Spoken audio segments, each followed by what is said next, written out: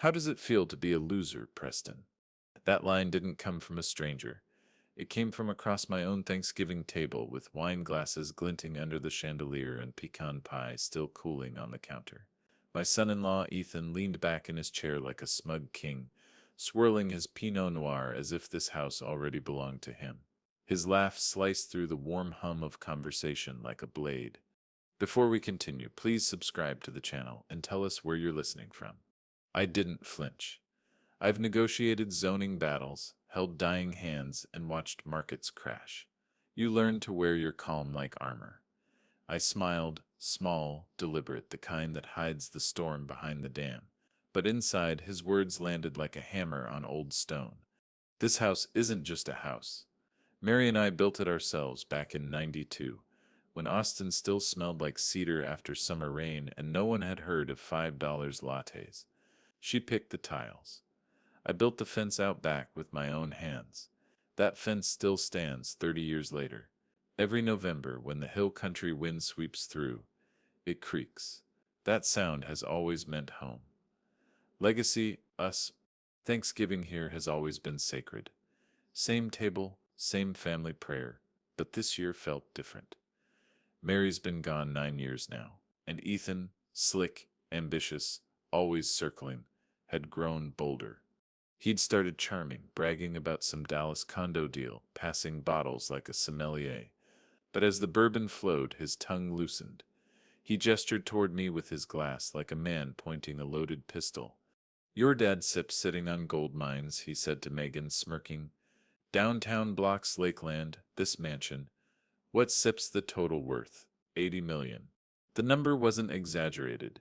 The properties at 2nd and Lavaca alone lease for $28,000 a month. Decades of sweat equity, layered trusts, smart timing. Ethan wasn't guessing, he'd done his homework. I like stability, I replied evenly. Some of us build things to last. He chuckled. Or maybe some of us are just too scared to cash out. Then came the line. He leaned back, eyes glittering. How does it feel to be a loser? The room froze. My sister's smile faltered. Megan's fork hovered midair. Even the ceiling fan seemed to hold its breath. Out on the porch, the fence creaked softly, as if the house itself had heard the insult. Megan whispered, Ethan, but didn't stop him. She never did. I smiled again. That's what everyone remembers about that night. Preston Hale, calm and collected, not rising to the bait. But hours later, after everyone had gone and the last dish was drying, I checked the old answering machine by the fridge. Habit, really. I pressed play. Hey, babe. Ethan's voice came through, low and confident. By spring, that house is ours. Trust me. I've got this. Click. Spring, ours. I replayed it twice. It wasn't drunken boasting, it was strategy. I stepped outside, sweater pulled tight against the chill. The night was quiet except for the creaking of that old fence Mary and I built. I ran my hand along the wood. Some boards were splintering now, paint peeling. But the structure held. She'd laughed the day we finished it, white primer smudged on her cheek. This fence'll outlast both of us, she'd said. It was our promise to keep what we built safe. The next morning, Friday, November 29th, I found a crumpled receipt on the counter. $312 for wine and spirits. Ethan had left it behind, signature scrawled under the date. I slipped it into my desk drawer and underlined the date with a red pen. I didn't know why yet, but something in me whispered to start keeping records. Every scrap might matter. That afternoon, Megan called. Dad, Ethan was just joking. You know how he is after a few drinks. I know exactly how he is, I said quietly. She didn't instead answer. There was so much I wanted to say about loyalty, about Mary, about legacy, but instead I said drive safe back to Dallas. The first cold front rolled in that weekend. On Sunday night, December 1st, I sat by the fire and opened the thick blue binder labeled Hale Family Trust, 2004.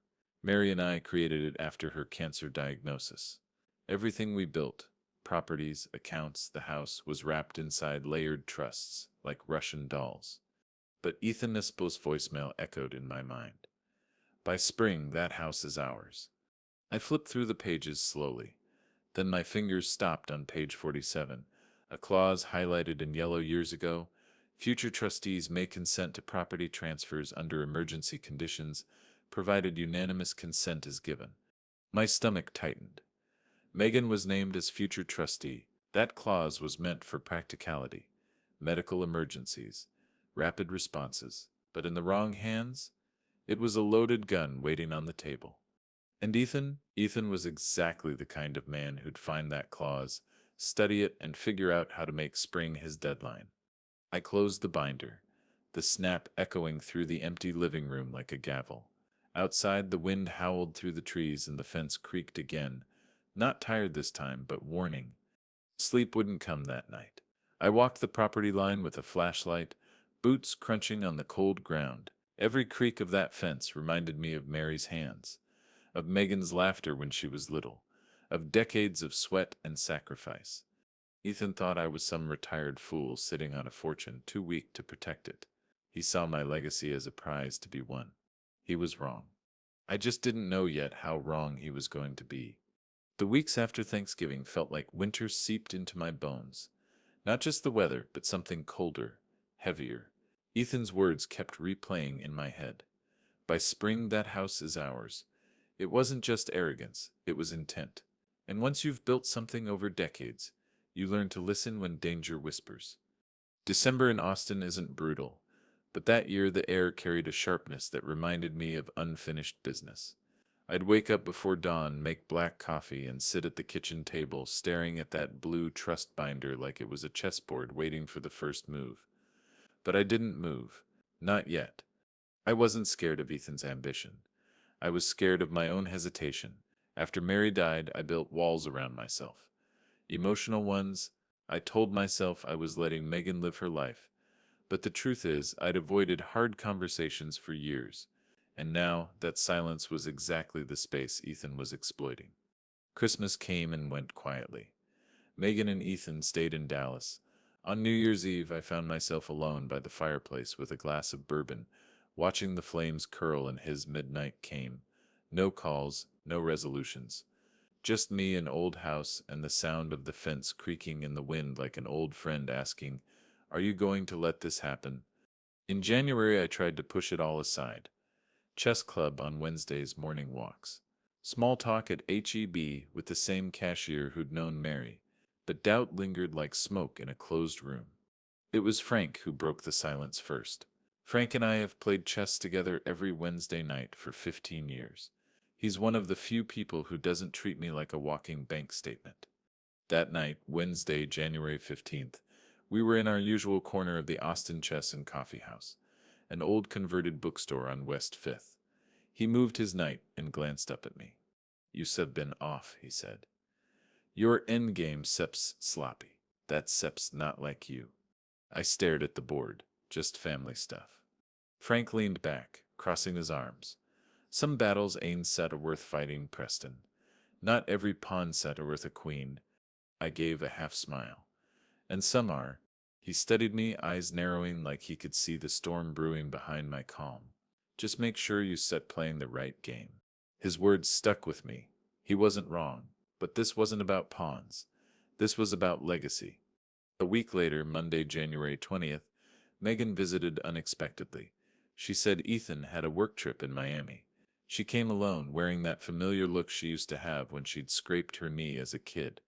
Nervous, hesitant, needing reassurance. We sat at the kitchen table, the same spot where I'd underlined Ethan's wine receipt weeks earlier. She wrapped her hands around a mug of tea like it was armor. "Dad," she began. "How exactly does the trust work?" My stomach tightened. "Why?" She looked down. Ethan says things sometimes about the house, the properties. I don't want to get blindsided if she stopped herself. I waited. Silence filled the room. The clock ticked out back. The fence gave a single, sharp creak. "Megan," I said finally, "that trust was built to protect this family, to protect you. Its set's not something to be played with." She nodded, but I saw the conflict behind her eyes. She loved Ethan. She also knew what he was capable of. After she left, I sat alone for a long time. Her question wasn't innocent curiosity. Ethan had planted it. He was testing the defenses through her. That night, I pulled the trust binder from the shelf again. Page 47 stared back at me like a loaded chamber. The clause, the one Ethan could exploit if Megan ever signed under pressure. All it would take was one emergency, one forged scenario, and spring could turn into a nightmare.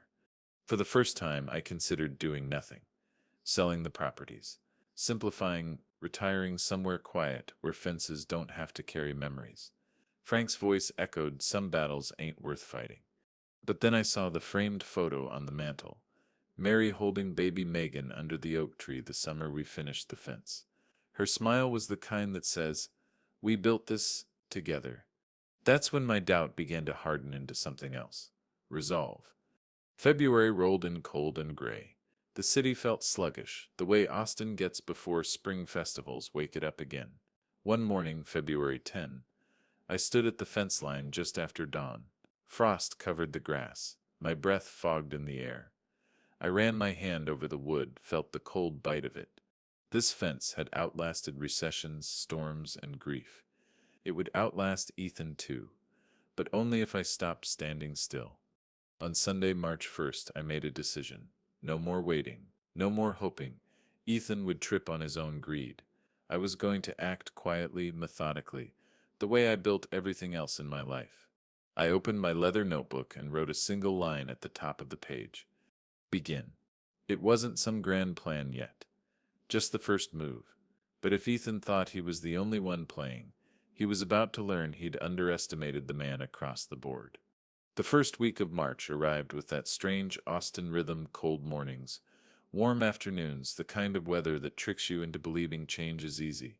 But I knew better. Real change isn't weather, it's architecture. It's blueprints and beams and quiet, deliberate work done when no one's watching. For years, I'd built my fortune on that principle. Now I was about to defend it the same way. I began with Janet Morales. She'd been Mary's estate lawyer since 2003, sharp eyes, no nonsense. The kind of woman who read trust documents like novels. I called her office Monday morning, March 2nd, and she cleared her schedule for me by Thursday. Her office was downtown, overlooking Congress Avenue. I still remember sitting across from her polished oak desk, binder open, the spring light catching the framed law degree on the wall. She scanned page 47 of the trust, tapping her pen softly. "Well," she said finally, "it sets not a weak clause, but it sets exploitable if someone sets determined and persuasive, especially if that someone has access to your daughter." "Ethan," I said flatly. She nodded. "Then we reinforce, not reactively, preemptively. You built this trust before digital filings became the norm. We still modernize it, restructure ownership layers, and move certain assets to my firm's sepsis secure vault. No room for forged consent if the originals are locked away." Her confidence was contagious. For the first time since that Thanksgiving dinner, I felt less like prey and more like a man drawing blueprints for a fortress. That weekend, Saturday, March 7th, I drove down to my downtown properties at 2nd and Lavaca. The city was waking up from winter. Food trucks were rolling in, joggers filled the sidewalks, the tech offices upstairs humming. I unlocked the ground floor unit and walked the perimeter slowly, like a man reacquainting himself with his own land. I'd bought this corner lot back in 1993 for $240,000. Now each building was worth over $12 million. I paused by a sun-faded blueprint still framed on the wall from the original build. I'd forgotten how much of myself I'd poured into these walls. Ethan saw numbers. I saw decades. By late March, the plan was in motion. Janet drew up amendments. I scheduled meetings with Paul at the bank. Cal Ramirez, my private investigator, joined quietly in the background. I'd met Cal through a retired judge at the chess club. He was methodical, legally cautious, and had that quiet presence of a man who lets evidence speak louder than bravado. On Monday, March 23rd, we met at a diner off South Lamar. He slid into the booth opposite me, ordered black coffee, and listened. I told him about Ethan's voicemail, the trust clause, Megan's questions. Cal didn't interrupt. When I finished, he nodded slowly. Everything you sent are describing can be tracked legally, he said. We still start with public filings, UCC liens, property title searches, any financial noise Ethan Sepp's making, no illegal digging, just facts. That was exactly what I needed. Precision, not drama. April arrived with a sense of purpose. Janet finalized the restructuring. Downtown properties were now held under Hale Development Trust B, layered beneath Hale Family Primary. The mansion deed was moved into an irrevocable trust and placed in her firm's vault. Paul restructured the accounts so that all disbursements required dual trustee authorization. On Friday, April 17th, I met Paul in his glass-walled office at Austin First Bank. He flipped through paperwork with the ease of a man who'd seen fortunes rise and fall. "You sir doing the right thing," he said. "I've seen sons-in-law pull stunts uglier than this. Half of them think paper trail's done to talk, but they do." He stamped the last document, slid it across the desk, and I signed. With that stroke of a pen, Ethan's imagined spring timeline silently collapsed. He just didn't know it yet. Meanwhile, Cal's quiet surveillance yielded results. By May 8th, he'd found multiple UCC loan filings tied to Ethan's brokerage firm. High-leverage, risky plays, all filed publicly through the Texas Secretary of State. One of them named anticipated property holdings, family trust consent pending as collateral. When Cal showed me the printouts, my hands tightened around the pages. Ethan wasn't just fantasizing. He was betting on it. Literally. We met again at the diner that Friday evening. Cal slid the papers across the table. "He set's already moved chips onto the table," he said. "If he doesn't set get what he wants by summer, someone set's going to call those loans." Outside, the sunset bled over the skyline, reflecting off the glass towers I'd helped shape decades ago. I folded the papers carefully, like evidence for a trial that hadn't yet been announced. June was when I took the next physical step. Security. On June 3rd, I hired LockSafe Austin to rekey every lock in the mansion and update the gate system. By the end of the week, June 7, every door required new codes. When the locksmith handed me the new master key, I stood by the front door for a long moment. The fence creaked in the summer wind, cicadas buzzing beyond the trees. For years I'd thought of this house as unshakable. That day I realized security isn't inherited. It's maintained. Summer bled into fall. Megan visited in September, alone again. Ethan was traveling for business. She noticed the new locks immediately. "Dad, are you expecting trouble?" she asked softly. I met her eyes. I thought preparing for it. She looked at me for a long time, like she was searching for the father she remembered before Mary died. Then she nodded, quiet understanding, maybe even respect. That night, September 12, I stood at the fence line again, watching the sunset stain the boards orange. Megan had gone to bed early. Inside, Janet's vault held the deeds. Paul's bank procedures guarded the accounts. Cal was documenting quietly in the shadows. For the first time in months, the house felt like a fortress again. Not because I'd built walls to keep people out, but because I'd finally started defending what mattered. The creaking of the fence wasn't tired anymore. It was steady, like an old sentinel taking its post again. By the time October arrived, Austin had settled into that in-between season when the heat finally breaks. But the city hasn't yet caught its winter rhythm. The pecan trees behind the house were shedding their leaves. The fence creaked a little earlier each evening, and the air held that dry, electric tension that always precedes a storm. Ethan had been quiet for months. Too quiet, and silence, when it comes from someone like him, is never peace. It's calculation. The first fault line appeared on Tuesday, October 13th. Paul called me from the bank mid-afternoon. His voice had that careful tone bankers use when they know a conversation is about to change the temperature in the room. "Preston," he said, "someone tried to access the joint operating account you set up years ago for property maintenance. The one with the small float around 38,000. I hadn't yet touched that account in months." "Who?" "They didn't get far," Paul continued. "The system flagged the request because it came from a brokerage IP, not your usual address. We froze the account temporarily just to be cautious. I thought you set want to know." I thanked him, hung up, and stared at the oak tree outside my office window. 38,000 wasn't a fortune. It was bait. A probe. Ethan was testing the edges, looking for cracks. 2 days later, Thursday, October 15th, Megan came by. She stood at the kitchen counter holding a glass of water like it was a shield. Ethan said, "He was just trying to help with property stuff," she explained quickly before Isept even asked. "He said the joint account was confusing." I held up my hand. "Megan, did you tell him about that account?" She hesitated. That was my answer. I leaned against the counter, taking a slow breath. "That account exists for emergencies. I haven't used it in months." This wasn't set confusion. This was a test. Her eyes dropped to the floor. She didn't argue. She didn't defend him. And that, in its own quiet way, was more telling than anything she could have said. The second fault line cracked open in early November. Cal called me on Tuesday, November 3rd, around dusk. "I found something," he said. "Ethan filed 3 UCC amendments in the past 10 days. 2 are restructured collateral statements. The third, you need to see." We met that night at the same South Lamar diner, corner booth, like we always did. Cal slid a packet across the table, printouts from the Texas Secretary of State website. One line in particular made my jaw tighten. Anticipated collateral residential property transfer, trustee consent pending. He'd filed it October 29th.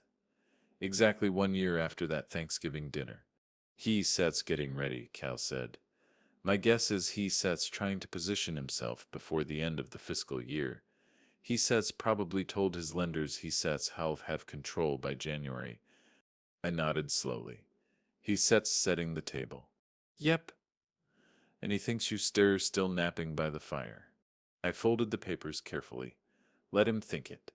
But privately, the pressure was building. These weren't just words anymore.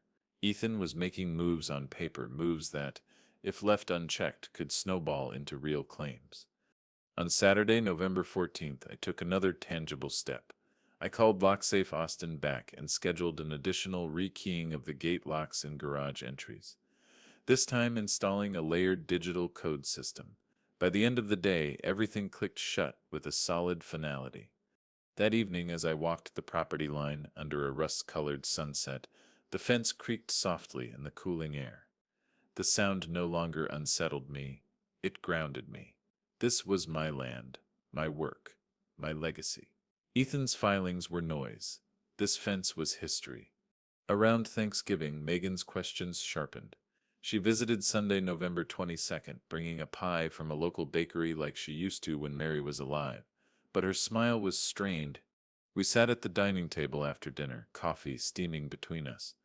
"Dad," she said carefully, "Ethan sets. He sets ambitious. You know that. He just thinks maybe the family could be more proactive with the properties. Especially downtown. They set were worth so much now." There it was.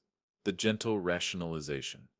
I'd heard it in boardrooms for decades, usually right before someone tried to push through a bad deal. "Megan," I said softly, "this isn't set about money. It's set about stewardship. These properties aren't set to chips on a table. They set to the backbone of this family. And some backbones don't set to bend without breaking." She looked down, fiddling with her napkin. "I just don't want there to be a fight." I wanted to say, "Then choose your side carefully." But I didn't hit. Instead, I just nodded. "Neither do I." Her eyes met mine, searching for the man who used to fix everything. But some storms don't get fixed. They get weathered. The final fault line came on Monday, November 30th. Cal dropped off a sealed envelope at my gate. Inside were photos, Ethan meeting with a small developer group at a rooftop bar downtown. Among them was one of his lenders, a man named Crawford, known in Austin circles for aggressive private loans. On the table in front of them were printed documents. Trust papers from the look of it. Cal Sip's notes on the back were precise, likely discussing leveraged deal structure. Timeline references January closing. I stared at those photos under the porch light for a long time. Ethan wasn't improvising anymore. He was preparing a takeover. That night I sat by the fire, papers spread across the coffee table, Cal's envelope beside me. The house was quiet except for the occasional groan of old wood and that faithful creak of the fence outside. Ethan believed the cracks he was tapping would widen. What he didn't realize was that I'd already reinforced the walls. The game wasn't over. It was just shifting into a new phase. The year turned quietly, but greed doesn't hibernate, it grows in the dark. Ethan's silence over Christmas and New Year wasn't retreat. It was a coil tightening. By January 2021, Austin was buzzing again with development deals, tech money, and the kind of reckless optimism that makes men like Ethan think they're invincible. I spent most of that winter playing a long game of patience. Every document was locked, every account reinforced, every gate rekeyed. But Ethan, he was stepping onto a ledge he didn't even realize was crumbling beneath him. The first real glimpse came from Callan. On Thursday, January 14th, he called me with a tone I recognized instantly. He'd found something big. "Preston," he said, "you're going to want to sit down for this." That night, we met at our usual booth in the South Lamar Diner. Cal slid a thin folder across the table. Inside were copies of a developer loan agreement Ethan had signed personally. Date January 11th, 2021. Amount $2.8 million. The kicker was on page 4, a personal guarantee clause. Ethan had leveraged his brokerage, some vague anticipated residential holdings, and this was the part that made my jaw tighten. Future family trust assets, subject to forthcoming control. He wasn't just betting on my properties anymore. He was signing on dotted lines, promising lenders that what wasn't his would be soon. Cal sipped his coffee and watched my reaction. "This is what I was waiting for," he said. "Greed leaves paper trails." I nodded slowly, and paper trails make good court exhibits. Ethan had essentially put himself on the hook for $2.8 million, under the assumption that by mid-year he'd have control of trust assets he didn't own. He was sprinting toward a cliff, and he didn't even see it. February brought the second crack. Megan stopped by on Friday, February 19th. She looked tired, distracted. We sat in the living room, fire crackling, fence creaking faintly in the cold outside. "Ethan Sepp's been stressed," she admitted. "The Dallas deal is complicated. He Sepp's talking to developers, lenders. I don't Seppshet know who half these people are. He keeps saying once the trust clears Sepp's everything will fall into place. What does that even mean?" I kept my voice steady. "It means he's Sepp's counting on something he doesn't yet have." She rubbed her temples. "I keep telling him not to assume things, but he gets angry. He says I don't understand Fed big plays." I looked at her then, not as a trustee or strategist, but as her father. She was caught between loyalty and denial. I'd seen it 100 times in boardrooms and family businesses, but this time it was personal. "Megan," I said quietly, "big plays built on other people's foundations usually end in collapse." She didn't answer, but something in her eyes shifted, doubt creeping in like the first chill of an early frost. March arrived, and with it, Ethan's arrogance started bleeding into emails. Cal had quietly set up keyword alerts through legal public records and flagged brokerage correspondence that crossed into trust matters. On March 12th, Megan accidentally forwarded me an email chain. Ethan had CC Scepter on. I don't think she even realized she had done it. The subject line read, "Trust Control Timeline, April Target." Inside, Ethan wrote to a developer associate, "Once Megan signs off as trustee, we will have leverage to move the downtown properties into a redevelopment package." Preston steps out of the picture. He doesn't have the stomach for a fight. Timeline April signing, May transfer, June collateral close, lock in Crawford early. Reading those words was like watching someone try to saw through the foundation of your home while bragging about the view. I printed the entire chain, timestamp and all, and handed it to Janet the next day. She read it twice, then nodded grimly. "This is gold." He laid out intent, timeline, and leverage. If he moves, this email kills his plausible deniability. She authenticated the headers properly, printed metadata summaries, and stored everything in her secure legal vault. Nothing theatrical, just quiet, Surgical preparation. April brought Megan's breaking point. She came over Sunday, April 25th, visibly shaken. Ethan had confronted her the night before, after discovering that she'd questioned some of his plans. He'd called her ungrateful, said she didn't see the big picture, and implied that my house, Mary's house, would soon be better managed. She told me this in a trembling voice, standing by the fence line that afternoon. The boards were warm from the sun, the air smelling of cut grass and spring. "I don't know who he's turning into," she whispered. I wanted to say, "He's been this way all along. You're just finally seeing it," but I held back. Instead, I said, "Sometimes greed doesn't turn people. It reveals them." She leaned against the fence, silent. The wood creaked gently beneath her weight. By May, Ethan's overconfidence turned reckless. He started making noise in brokerage circles about upcoming control of prime downtown properties. Cal recorded conversations at networking events, nothing illegal, just him attending public functions and noting what Ethan bragged about. The pattern was clear. He was positioning himself as the man about to inherit an empire without realizing the empire had already quietly locked its gates. June was when it all crystallized. Megan forwarded another email. This one was accidental. She started to see. Ethan had sifted her on a thread where he told Crawford, the lender, that family consent is a formality. Preston Sip's too tired to resist. Her message to me was short, "Dad. I think I made a mistake." I stared at that line for a long time. It wasn't an apology yet, but it was the first crack in Ethan's armor from the inside.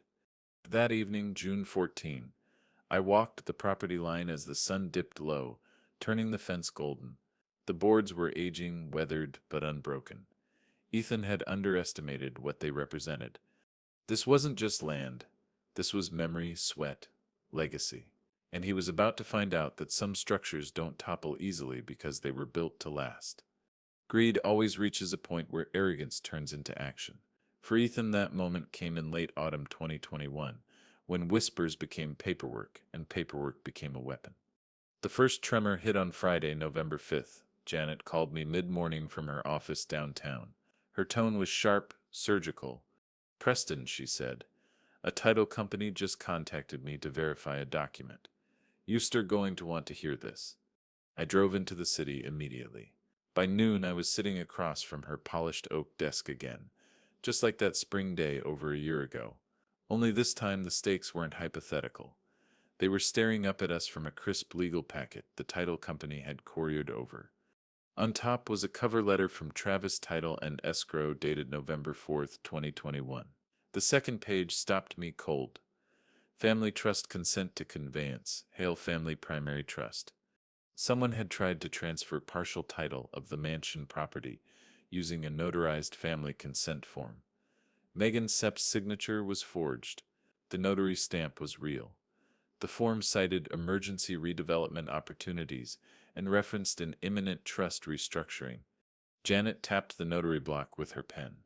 They used an actual commissioned notary, but I called her myself. She swore she never met Megan, never witnessed this signing. She's willing to sign an affidavit to that effect. I exhaled slowly. "Ethan." She nodded. "Almost certainly. He's trying to force a transfer under that page 47 clause. This is the play." It was bold, reckless, and exactly the kind of shortcut Ethan would take when pressure mounted. The lenders were likely circling, deadlines looming. He needed control fast, and forgery was his shortcut to the finish line. Janet didn't waste time. By Monday, November 8th, she had filed a temporary restraining order with Travis County District Court to freeze any title changes. She looped in Cal to file supporting declarations, Ethan's public statements, loan filings, and that March email chain Megan had forwarded. On Friday, December 3rd, the judge granted the TRO. Any transfer attempt was legally frozen pending further hearings. Ethan didn't know it yet, but the window he'd tried to pry open had just slammed shut. Then came my move. On Sunday night, December 5th, I sat alone in my study, the fireplace casting long shadows on the wall. I picked up the phone and dialed Ethan's number. He answered on the third ring, his voice slick and casual. "Preston, late night call. What sips up? I kept my tone cool. Careful whose house you set your betting on, Ethan. Silence on the other end. Then a nervous chuckle. I don't know what you start talking about. You do, I said evenly. And so will a judge, soon. I hung up, one clean line. No threats, just truth. That call landed. I know because Megan showed up 2 days later, Tuesday, December 7th, looking shaken. She stood on the porch, coat pulled tight against the cool air. He said's freaking out, she said, before I even invited her in. Ethan got some court notice. He said's pacing the house, making calls at 2 a.m. He keeps saying you can stop progress. I opened the door wider. Megan, you need to understand something. This isn't set progress. This is fraud. She sat at the kitchen table, eyes darting nervously. I didn't sign anything. I swear. I know, I said gently. But he forged it thinking you wouldn't find out until it was too late. That's who he is. Tears welled in her eyes. She looked small sitting there, like the little girl who used to watch Mary paint the fence every spring. He's Set's not the man I married, she whispered. I didn't say it, but the truth was harsher. He probably always was. She just hadn't looked closely until now. Meanwhile, Cal's quiet network started feeding me the ripples. Ethan's panic was creating in Austin's brokerage circles. By mid-December, Ethan's big play was becoming the worst-kept secret downtown. Rumors spread fast, forged documents, TRO, lender spooked. Crawford, the aggressive lender Ethan had charmed for months, had started asking hard questions in public. Cal met with me on Friday, December 17th at the diner. He slid a few photos across the table. Ethan outside Crawford's office, phone to his ear, face pale and drawn. He Set's unraveling, Cal said simply. And he was. The man who'd strutted through 2020 like a prince in waiting was suddenly cornered by his own shortcuts. Sunday, December 19th was a milestone. Janet formally filed for a preliminary injunction to make the TRO long-term and lay the groundwork for fraud referral.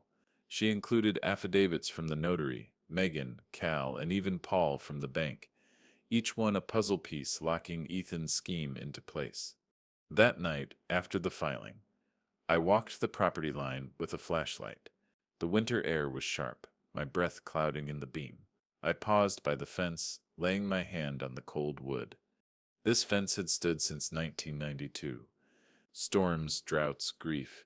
It had never been breached. Ethan's forged consent wasn't just an attack on property. It was an attempt to erase history, to sign away legacy with a pen stroke.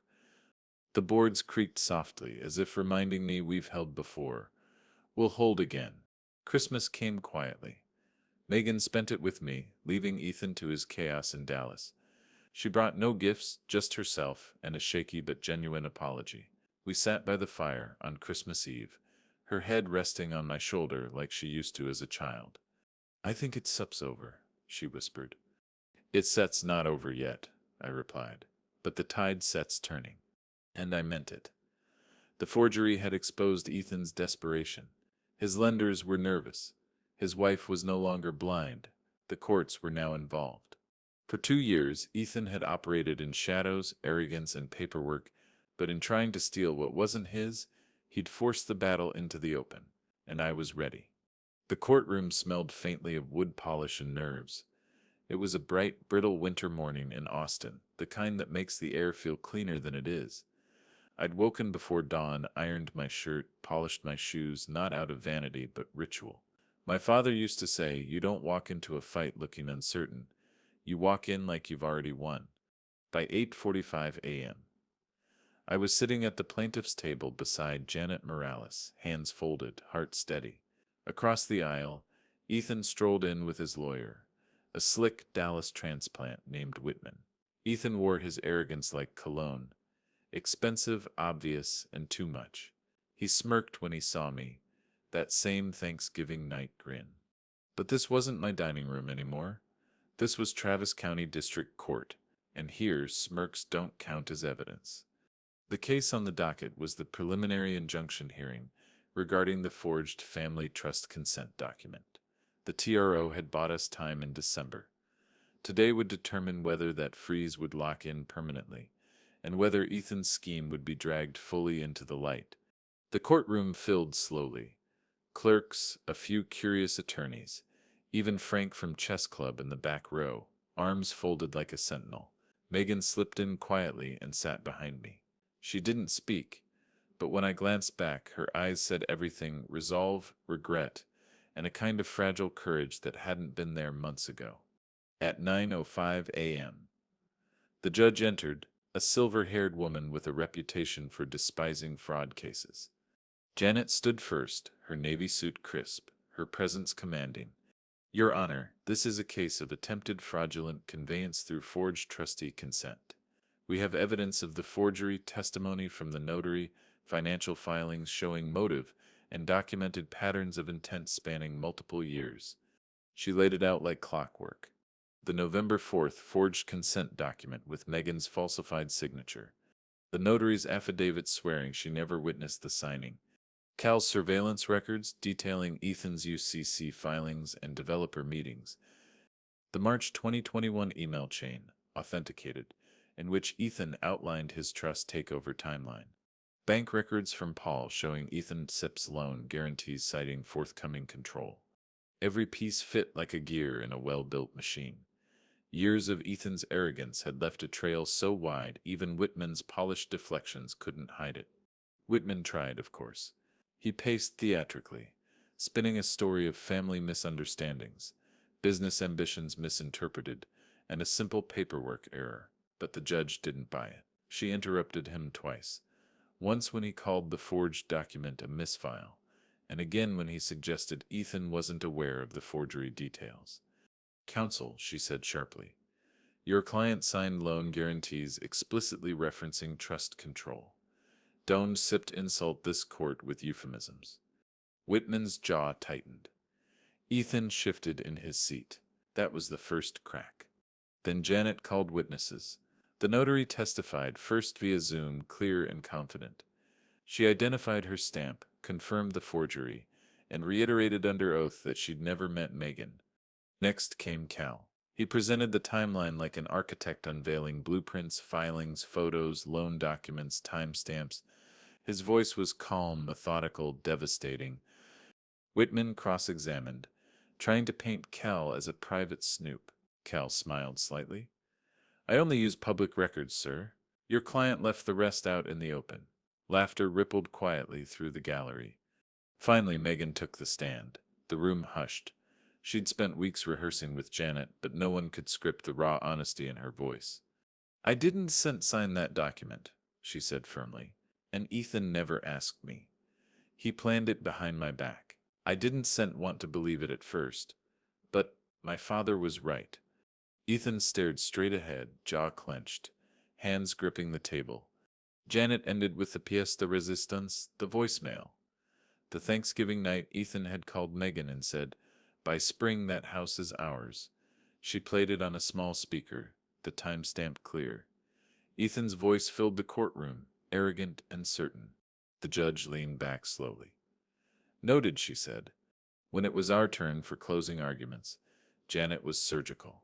She tied motive to evidence, evidence to pattern, pattern to fraud. She didn't grandstand. She simply built the wall brick by brick until there was nowhere left for Ethan to stand. Footman's closing was limp by comparison, a Hail Mary of misunderstandings and family tension, but by then the courtroom had heard enough. Then the judge spoke.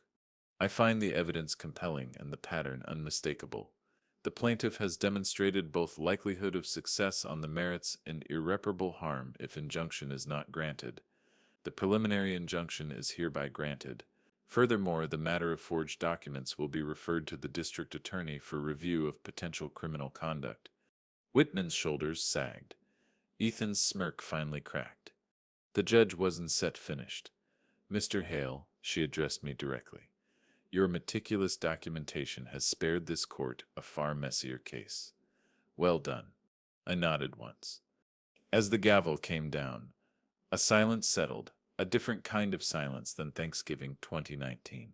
Not brittle, not wounded. Final. Ethan turned toward me as the courtroom emptied, his face a mix of fury and disbelief. You think this is over? He hissed. I stood, adjusted my jacket, and met his gaze evenly. This house isn't set for sale, I said quietly. Neither is my dignity.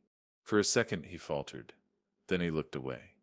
Whitman put a hand on his shoulder, guiding him out like a boxer who hadn't realized the fight was already lost 3 rounds ago. Megan approached slowly, eyes glassy but clear. You didn't lose me, she said softly. You gave me away. I reached for her hand. No, I replied. He gave himself away. Frank met me outside under the clear winter sky. He didn't say much, just clapped a hand on my shoulder like men who've shared long games of chess do when one finally checkmates a king. That night, I stood by the fence, the air cold and still.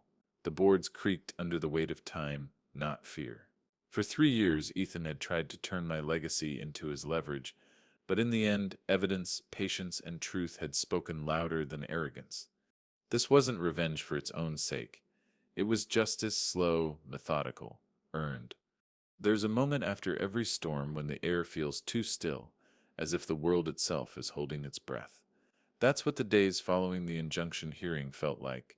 The fight was no longer theoretical, the gavel had come down, and Ethan's empire of lies began to unravel, piece by greedy piece.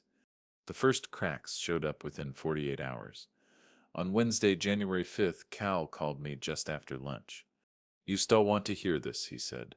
He'd been monitoring Ethan's brokerage activity through public filings and industry chatter.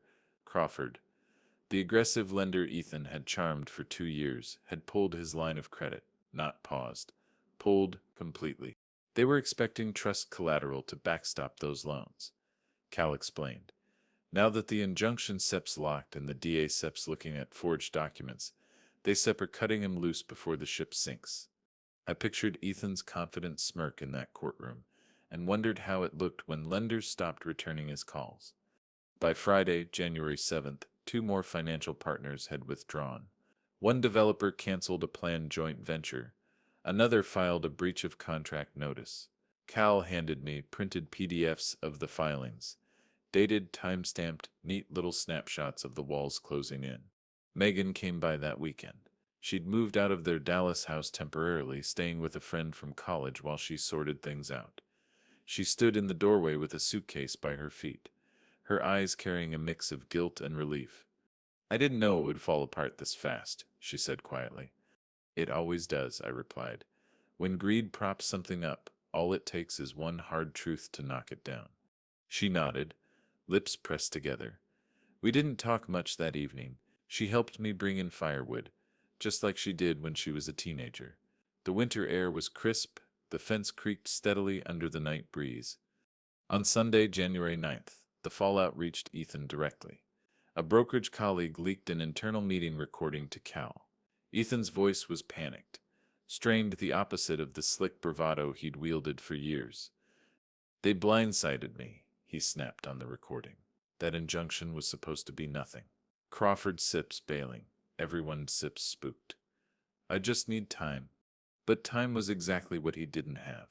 The DA's office had opened a preliminary investigation into the forged consent document, and lenders don't wait around when criminal referrals appear on the horizon. Monday, January 10th, brought the final blow. Ethan's brokerage partners held an emergency board meeting. By noon, they had voted to remove him as managing partner, citing material misrepresentations in collateral disclosures and potential legal liabilities. The minutes were filed that afternoon. Cal emailed them to Janet, who forwarded them to me with a single line, "The collapse is accelerating." It was surreal watching a man who'd spent years circling my family like a hawk suddenly find the ground vanishing beneath him. He'd spent so long building his image on borrowed confidence and paper castles that he hadn't noticed the foundations were never his to claim. Megan came back again that week, Thursday, January 13th. She wore no makeup, no pretense, just a heavy coat and tired eyes. She sat by the fireplace while I made coffee. I feel stupid, she admitted, for not seeing it, for defending him, for almost signing things I didn't understand. I sat beside her. Megan, stupidity isn't set trusting someone you love. It sets ignoring the truth once it sets clear. You didn't set ignore it. She stared at the fire. I think I sip done. The words hung between us, quiet but certain. Outside, the night was still. The fence creaked softly like it had 1,000 nights before, steady and unbroken. Cal stopped by on Saturday, January 15th. He handed me a thick envelope containing the compiled Fallout timeline, lender withdrawals, board minutes, breach notices, early press murmurs. He set it on the kitchen table like a case file. This isn't scent, just financial, he said. His reputation sets tanking. Austin sets development circles are small. Word sense out, he tried to forge a trust. Nobody wants to be in the blast radius. I flipped through the documents. Each page felt like another domino falling. The irony wasn't lost on me. Ethan had spent years plotting to seize control of my legacy, believing that power came from ownership.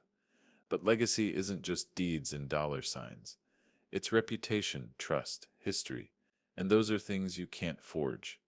On Sunday night, January 16th, I stood by the back porch with a mug of coffee, watching the pecan trees sway gently in the cold wind. The house was quiet. Megan had gone to bed early, exhausted but lighter than she'd been in months. The fence stood like it always had, weathered, creaking but standing. For 2 years, Ethan had chipped at the edges of my world, but the structure held, not because it was flawless, but because it was built to endure. The collapse wasn't explosive. It was methodical, inevitable, poetic. Every lie Ethan built was collapsing under the weight of truth, one carefully documented fact at a time. And I didn't have to lift a finger. I'd already done the work years ago. Justice doesn't always arrive with fanfare. Sometimes it comes on a chilly Tuesday morning, inside a quiet courtroom, in the form of a few well-chosen words that permanently close a door. Tuesday, January 11th, 2022 was clear and cold. I arrived at Travis County District Court just before 9. The parking lot shimmered faintly with frost. I remember pausing before stepping inside, taking a long breath of that cold air. After years of manipulation, whispers, and quiet preparation, this was the day the legal hammer came down for good. Janet was already waiting in the hallway outside the courtroom, a thick binder under her arm. She greeted me with that professional half-smile of hers, the kind that carries both reassurance and deadly precision. Today sets the permanent injunction hearing, she said. Once this is in place, Ethan has no path left. Not civil, not financial. We SIL also get the fee award locked in. Her confidence was steady, almost serene. She wasn't gloating, she was simply ready. Inside, the courtroom was mostly empty, just the clerk, the bailiff, Ethan's lawyer Whitman, and Ethan himself. He looked smaller than he had in early January. The tailored suit couldn't hide the fatigue in his eyes. Megan sat quietly behind me. She hadn't spoken much that morning, but her presence was enough. She wasn't here to fight anymore. She was here to witness. The judge entered promptly at 9. Proceedings began swiftly. Janet rose and summarized the case like a chess grandmaster closing out a match. Forged documents, financial filings, TRAO, preliminary injunction, DA referral, lender withdrawals, brokerage collapse. Every step was laid out clearly, sequentially, unassailable. Then she turned to fees. Your Honor, she said, the defendant's fraudulent actions forced extensive legal measures. We are requesting full recovery of attorney Suffolk's fees and associated costs. The judge nodded, flipping through the filings. I've reviewed the record thoroughly. The evidence is overwhelming, and the pattern is clear. Permanent injunction is granted. Fees are awarded in full to the plaintiff. This matter will also remain referred to the district attorney for further review. The sound of that gavel landing wasn't loud, but it echoed like a stone dropped into still water. Ripples spread outward through the courtroom, through Ethan's ambitions, through the future he thought he controlled. Ethan didn't speak. His lawyer muttered something perfunctory about appeals, but it was hollow. He knew, everyone in that room knew. The fight was finished. After the hearing, we stepped into the crisp January air. Megan walked beside me silently. For the first time in a long while, her shoulders weren't hunched under invisible weight. Reporters were gathered near the courthouse steps. Local business beat journalists who'd caught wind of the case through court filings and brokerage gossip. their microphones pointed toward the exit like a forest of silver reeds. One reporter called out, "Mr. Hale, any comment on the ruling?" I paused, adjusted my coat, and simply said, "Truth has a way of standing when lies fall apart." Behind me, Whitman hustled Ethan past the cameras. His face was pale, lips tight. The confident man who once mocked me at my own Thanksgiving table was now avoiding eye contact with the press, flanked by his lawyer like a fallen politician. Megan and I walked to the car without speaking. It wasn't the silence of tension anymore. It was the silence of closure. That afternoon, back at the house, the winter sun slanted through the pecan trees, casting long shadows across the porch. I built a fire, something I hadn't done since before the hearing. Megan sat in the armchair Mary used to love, watching the flames. She handed me a folded letter. "I wrote this," she said softly, "for you." I opened it slowly. Inside, her handwriting was shaky but deliberate. I chose silence. That was my crime. I thought loyalty meant standing by Ethan no matter what. But loyalty without truth is just fear wearing a friendly face. I can change what I ignored, but I can stand with you now. I said, "I'm sorry, Dad." My throat tightened as I read. I folded the letter carefully, placing it inside the blue trust binder on the mantel. Not hidden, displayed. Because forgiveness, like legacy, deserves a place in the open. That night, I walked the fence line alone. The boards creaked under the January wind, steady as they'd always been. Ethan's schemes had come and gone like a storm. But this fence, the legacy Mary and I built, stood untouched. I thought about everything it had taken to get here. The sleepless nights, the legal maneuvers, the quiet gathering of proof, the courtroom reckoning. Revenge had never been the goal, justice had. And justice had arrived, not with fireworks, but with quiet certainty. The injunction was permanent. The DA referral was active. Ethan's financial world had imploded. And for the first time in 3 years, the future felt steady again. By the time summer rolled over Austin, the sharp chill of that January courtroom had given way to warm nights, buzzing cicadas, and the kind of slow sunsets that make the world feel momentarily suspended. My days had shifted from strategy and court filings back to quieter rhythms. Morning walks along the property line, afternoon chess games with Frank, evenings spent tending to the yard Mary and I built over decades. The storm had passed, but its echoes lingered, not as fear, but as clarity. Ethan's name was now synonymous in Austin's development circles with arrogance and collapse. The DA's investigation into the forged consent documents was still grinding through its deliberate pace, but the permanent injunction had locked every legal door he might have tried to pry open. His brokerage had dissolved by April, creditors circling like vultures over the remains of his over-leveraged empire. Megan had moved into a small rental near Hyde Park that spring. She was cautious, deliberate, like someone learning to walk after stepping off a long, shaky bridge. We spoke regularly, not always about Ethan, sometimes just about life. She was rediscovering herself outside the gravity of his ambition. One evening in June, she joined me for dinner at the house. The sun was low, casting everything in that honeyed light Austin summers are famous for. We ate on the back porch, listening to the cicadas and watching the shadows stretch across the yard. She looked at the fence line for a long time before speaking. "I used to think this house was just a house," she said quietly. "Now I get it. It sets not the walls or the land. It sets what it holds." I smiled faintly. Legacy is sessed always loud. Sometimes it just creaks a little at night to remind you it's sessed here. She laughed softly, the kind of laugh I hadn't heard from her in years.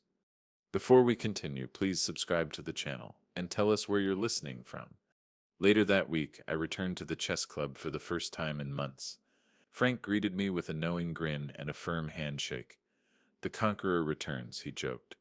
"I prefer survivor," I replied.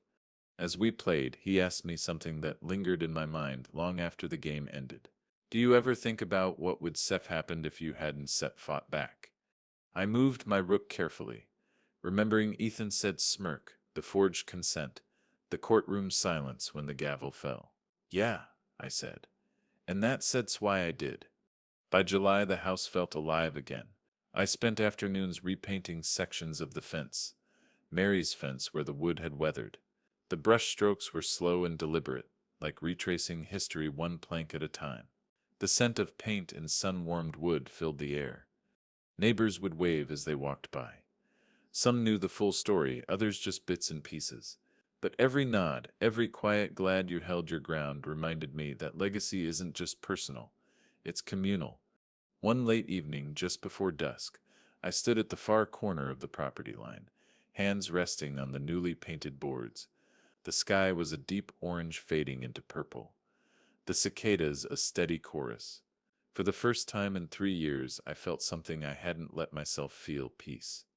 Ethan had tried to rewrite my story for his own gain. He'd underestimated patience, truth, and the quiet weight of decades of work. He'd mistaken silence for weakness. I whispered softly into the warm evening air. You didn't lose me, you gave me away. The words weren't for Ethan anymore. They were for me, for the part of myself that had once considered letting it all go, just to avoid the fight. For the man who'd sat alone listening to an arrogant voicemail 3 years earlier, wondering if his legacy would be stolen piece by piece. But it hadn't been stolen. It had been defended, not with shouting, but with precision. Not with vengeance, but with justice. I walked back toward the house, the porch light flicking on automatically as I approached. The boards creaked softly underfoot, the same way they had for decades. Summer air, warm and forgiving, wrapped around me like an old friend. In the end, it wasn't the courtroom or the injunction or even Ethan's collapse that defined this story. It was what endured: legacy, family, truth. And as the last light disappeared beyond the fence, I knew Mary would have approved.